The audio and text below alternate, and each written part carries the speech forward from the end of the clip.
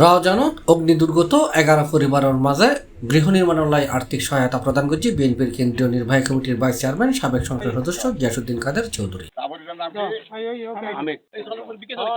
গত বুধবার বিকাল উপজেলার পূর্ব গুজরাইনার 4 নম্বর ওয়ার্ডের অগ্নি দুর্গত এলাকাত গিয়াসউদ্দিন কাদের চৌধুরীর পক্ষ থেকে প্রতিনিধি দল যাইরা পরিদর্শন শেষে ক্ষতিগ্রস্ত পরিবারের মাঝে আর্থিক সহায়তা দেওয়া হয়।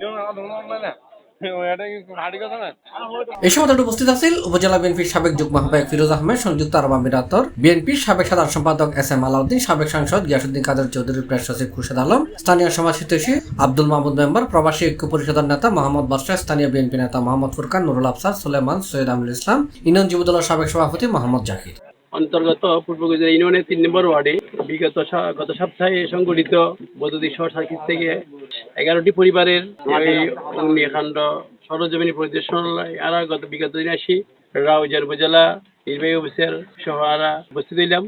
আজিয়া সিদ্ধি বিশেষ করে এই ক্ষতিগ্রস্ত পরিবারের সহানুভূতি প্রকাশ করি পেলাই। আমার নেতা রাজনৈতিক অভিভাবক জনাব গিয়াসউদ্দিন কাদের চৌধুরী যা দিয়েছেন এরপরও আমরা আমাদের যতটুকু সাহায্য আছে সামর্থ্য আছে আমরা আমাদের থেকে ব্যক্তিগতভাবেও আমরা দিব ইনশাআল্লাহ। মানে জনাব আর প্রিয় নেতা জনাব গিয়াসউদ্দিন কাদের চৌধুরী আজ যে আর মেম্বার সাহেব ফিরোজ ভাই দিন লাগবে আর এই এলাকার মানুষ এই সমাজের পক্ষতুন আর 3 নম্বর ওয়ার্ডের পক্ষতুন জনাব গিয়াসউদ্দিন কাদের চৌধুরীর আর আন্তরিক ধন্যবাদ জানাই এবং আগামী দিনে নেতৃত্ব এগিয়ে যাওয়ার জন্য আর অনুরোধ জানাই। এছাড়াও অন্যান্য মাঝে উপস্থিত আছেন বিএনপি নেতা আব্দুর রহিম, জামাল উদ্দিন চৌধুরী, হায়দার, বেলাল, সৈয়দ মোহাম্মদ শাহিন, বাদশাহ, মারুফ, তৈয়ব, যুবদল নেতা তৈয়ব সহ আরো অনেকে। আমার রাজনৈতিক অভিভাবক রাউজান মাটি ও মানুষের নেতা জনতা জনাব আলহাজ গিয়াসউদ্দিন কাদের চৌধুরী ভাইজান তাৎক্ষণিকভাবে আমাদের সকল ইউনিয়ন ও উপজেলা ভিত্তিক নেতা কর্মীদের আমরা যারা স্থায়ী নেতৃবৃন্দ আছি সবাইকে তাৎক্ষণিকভাবে নির্দেশ দিয়েছেন আমরা যাতে এই বসত বাড়িগুলো যারা ক্ষতিগ্রস্ত হয়েছে তাদের পাশে থেকে এবং তাদের খোঁজ খবর নেওয়ার জন্য।